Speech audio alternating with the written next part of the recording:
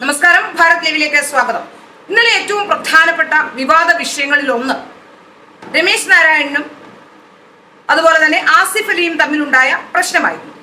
അവർ തമ്മിൽ പ്രശ്നമുണ്ടായി എന്ന് പറഞ്ഞുകൂടാ, എങ്കിൽ പോലും രമേശ് നാരായണൻ എന്ന സംഗീതജ്ഞൻ ആസിഫ് അലിയെ തന്റെ സമ്മാനം അദ്ദേഹത്തെ ആദരിക്കാൻ വേണ്ടി നടന്ന ചടങ്ങിൽ ആദരിക്കാനെത്തിയ ആസിഫ് അലിയോട് മൊമന്റോ വാങ്ങിക്കാതെ പ്രതിഷേധിക്കുകയും അതിനുശേഷം ജയരാജനെ, സിനിമാ സംവിധായകൻ കൂടിയായ ജയരാജനെ കൈയാട്ടി വിളിച്ച് അവിടെ കൊണ്ടുവന്ന് അദ്ദേഹത്തെ കൊണ്ട് അവാർഡ് വാങ്ങിപ്പിക്കുകയും ചെയ്ത ഒരു സംഭവമാണ്.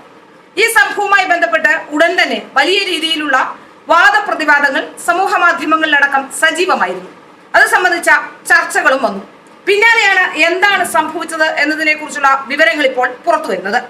അവതാരക കൂടിയായ ജുവൽ മേരി അടക്കമുള്ളവർ ഈ വിഷയത്തിൽ പ്രതികരണവുമായി രംഗത്ത് വന്നു.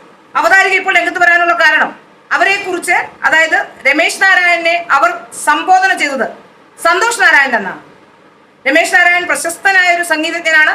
അദ്ദേഹത്തെ നിരവധി സംസ്ഥാന അവാർഡുകൾ വാരിക്കൂട്ടിയ, ദേശീയ അവാർഡ് വരെ വാങ്ങിയ ഒരു പ്രതിഭയാണ് രമേശ് നാരായണൻ. രമേശ് നാരായണനെ നമുക്ക് എവർക്കും അറിയാവുന്നതാണ്. സംഗീതത്തെ കുറിച്ച് അല്ലെങ്കിൽ പാട്ടുകാരല്ലാത്ത സാധാരണക്കാരായ ജനങ്ങൾക്കും നമുക്ക് പോലും അറിയാം രമേശ് നാരായണന്റെ പേര്. അത് സംഘാടകർ നൽകിയ ലിസ്റ്റിൽ ഉണ്ടായിരുന്നില്ല എന്ന ഗുരുതരമായ ആരോപണം ഇപ്പോൾ ജുവൽ മേരി ഉന്നയിക്കുന്നു. അവിടെ നിരവധി പേർ ആ പരിപാടിയുമായി ബന്ധപ്പെട്ട് 9 ചെറിയ സിനിമകൾ, അതായത് ആന്തോളജിയുടെ MTയുടെ ആ കഥകളുടെ ചെറുകഥകൾ കൊണ്ടുണ്ടാക്കിയ സിനിമകളുടെ ഒരു ആന്തോളജി രൂപത്തിന്റെ പ്രകാശനം കൂടിയായിരുന്നു ഇന്നലെ അവിടെ നടന്ന ചടങ്ങ്. ആ ചടങ്ങിൽ എല്ലാ സിനിമാക്കാരെയും ആദരിക്കാൻ വേണ്ടി ഉണ്ടാക്കിയ ആ 9 സിനിമയുടെയും അണിയറ പ്രവർത്തകരും പ്രതിഭകളുമായിട്ടുള്ള എല്ലാവരും അവിടെ ഉണ്ടായിരുന്നു. അവരെ എല്ലാം ആദരിക്കാൻ വേണ്ടി ഉണ്ടാക്കിയ ചടങ്ങായിരുന്നു. എന്നാൽ ആ ചടങ്ങിൽ രമേശ് നാരായണന്റെ പേര് വിട്ടുപോയി എന്നാണ്, ആ ചടങ്ങിൽ നൽകിയ ലിസ്റ്റ് ഉണ്ടായിരുന്നില്ല എന്നാണ് ഇപ്പോൾ കൃത്യമായും പറഞ്ഞു വെക്കുന്നത്. അതുകൊണ്ട് തന്നെ നമുക്ക് മനസ്സിലാക്കാൻ സാധിക്കുന്നത് അദ്ദേഹത്തെ വേദിയിലേക്ക് വിളിച്ചിരുന്നില്ല എന്ന് തന്നെയാണ്. പെട്ടെന്ന് ഈ സംഘാടകരിൽ ആരോ ഒരാൾ വന്ന് ജുവൽ മേരി എന്ന അവതാരകയോട് പറയുകയും അവതാരക പെട്ടെന്ന് രമേശ് നാരായണനെ സന്തോഷ് നാരായണൻ എന്ന് അഭിസംബോധന ചെയ്യുകയും രമേശ് നാരായണൻ മുന്നോട്ട് വരികയും അടുത്തിരുന്ന ആസിഫ് അലിയെ വിളിക്കുകയുമായിരുന്നു എന്നും അവർ പറയുന്നു. ഈ വിഷയവുമായി ബന്ധപ്പെട്ട രൂക്ഷ പ്രതികരണങ്ങളാണ് ഉണ്ടാകുന്നത്. ഇത് കേട്ട പാടെ തന്നെ സൈബർ ഇടങ്ങളിലെല്ലാം അദ്ദേഹത്തെ സംഖ്യയായി, രമേശ് നാരായണനെ സംഖ്യയായി ചിത്രീകരിച്ചുകൊണ്ട് വലിയ രീതിയിലുള്ള പ്രചരണ കോലാഹലങ്ങൾ ഉണ്ടായി. സംഖ്യ ആയതുകൊണ്ടാണ് അവാർഡ് വാങ്ങിക്കാത്തത്, അല്ലെങ്കിൽ അവാർഡ് ആസിഫ് അലിയുടെ കയ്യിൽ നിന്ന് വാങ്ങിക്കാത്തത് തരത്തിൽ ജാതി കൂട്ടിക്കലർത്താനുള്ള ഒരു ശ്രമം അവിടെ ഉണ്ടായി. അത് വലിയ ഗുരുതരമായ പ്രശ്നം തന്നെയാണ്. എന്തിനാണ് അവിടെ ജാതി തിരയുന്നത്? അങ്ങനെയെങ്കിൽ ഉടൻ തന്നെ ഉണ്ടായി ഇത് ബ്രാഹ്മണ്യത്തിന്റെ പ്രശ്നമാണ്, ആ അവാർഡ് സ്വീകരിക്കാത്തതിനെയാണ് ബ്രാഹ്മണ്യം എന്ന് പറയുന്നത് എന്നൊക്കെ പറഞ്ഞുകൊണ്ട് വിവിധ തരത്തിലുള്ള ഇന്റർപ്രിട്ടേഷൻസ് സോഷ്യൽ മീഡിയയിൽ അടക്കമുണ്ടായി. പക്ഷേ അദ്ദേഹം ബ്രാഹ്മണനാണോ, അദ്ദേഹത്തിന് ബ്രാഹ്മണ്യമുള്ള ആളാണോ, അദ്ദേഹം ഏത് വിഭാഗത്തിൽപ്പെടുന്ന ആളാണ് എന്നൊന്നും സാധാരണ അന്വേഷിക്കുക പോലും ചെയ്യാതെയാണ് അദ്ദേഹത്തിനെതിരെ അത്തരത്തിലുള്ള ആരോപണങ്ങൾ ഉന്നയിച്ചത്. ഇനി അതിനുമപ്പുറം ജാതി പോകട്ടെ, അദ്ദേഹത്തിന്റെ ജാതി പറയാൻ ഞാൻ ഉദ്ദേശിക്കുന്നില്ല. പക്ഷെ അറിയുന്നവർക്ക് അദ്ദേഹം ആരാണെന്ന് വ്യക്തമായി അറിയാം. അദ്ദേഹം വളരെ പ്രഗത്ഭനായ ഒരു സംഗീതജ്ഞനായി വളർന്നത് അദ്ദേഹത്തിന്റെ മാത്രം കഴിവുകൊണ്ടും അദ്ദേഹത്തിന്റെ സാധന കൊണ്ടുമാണെന്ന് നമുക്കറിയുന്ന കാര്യമാണ്.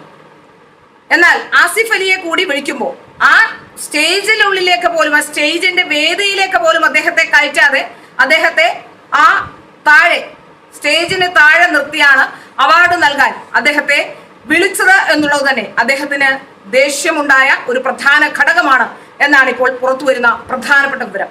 അദ്ദേഹത്തെ പോലെ ഒരാളെ വേദിയിൽ ഇരുത്താതെ സദസ്സിൽ മാത്രം ഇരുത്തി വേദിയിലേക്ക് കയറ്റുക പോലും ചെയ്യാതെ അവമാനിക്കുകയായിരുന്ന തരത്തിലുള്ള വാർത്തകൾ ഇപ്പോൾ പുറത്തു വരുന്നു. രമേശ് നാരായണനോട് ചെയ്തത് ചതിയാണ് എന്ന തരത്തിലുള്ള വാർത്തകളും സോഷ്യൽ മീഡിയയിൽ വരുന്നുണ്ട്.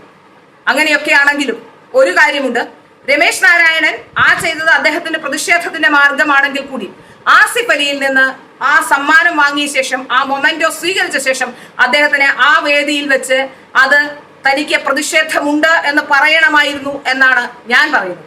മറിച്ച് ഒരു കലാകാരനെ അപമാനിക്കുന്നത് അതൊരിക്കലും ശാശ്വതമായ കാര്യമല്ല എന്നുള്ള കാര്യവും അതൊരു നല്ല കാര്യമല്ല എന്ന് അദ്ദേഹം ചിന്തിക്കേണ്ടിയിരുന്നു. ആസിഫ് അലിയെ സംബന്ധിച്ചും ഈ രമേശ് നാരായണനെ സംബന്ധിച്ചും ഒക്കെ ഇത്തരത്തിലുള്ള ചർച്ചകൾ വരുമ്പോൾ രമേശ് നാരായണനെ സംഖ്യയാക്കാൻ ഒരു കൂട്ടം ആൾക്കാർ തുനിഞ്ഞു പുറപ്പെട്ടു കഴിഞ്ഞു. കേന്ദ്രമന്ത്രിയായിരുന്ന സ്മൃതി ഇറാനിയിൽ നിന്ന് അവാർഡ് വാങ്ങിക്കാതെ, നമുക്കറിയാം ഫഹദ് ഫാസിൽ അടക്കമുള്ളവർ അവാർഡ് വാങ്ങിക്കാതെ പോയെങ്കിലും അത് ആരെയും അറിയിക്കാതെയാണ് ഫഹദ് ഫാസിൽ പോകുന്നത്. എന്നാൽ മൈക്കിന് മുന്നിൽ വന്നു നിന്ന് സ്മൃതി ഇറാനിയിൽ നിന്ന് അവാർഡ് സ്വീകരിക്കാതെ വലിയ രീതിയിൽ പ്രകമ്പനം ഉണ്ടാക്കി അന്ന് വലിയ രീതിയിൽ കയ്യടി നേടിയ രമേശ് നാരായണൻ ഒരു നിമിഷം കൊണ്ട് സംഖ്യയായി മാറിയതിന്റെ മാജിക്കാണ് മനസ്സിലാക്കാൻ സാധിക്കാത്തത്.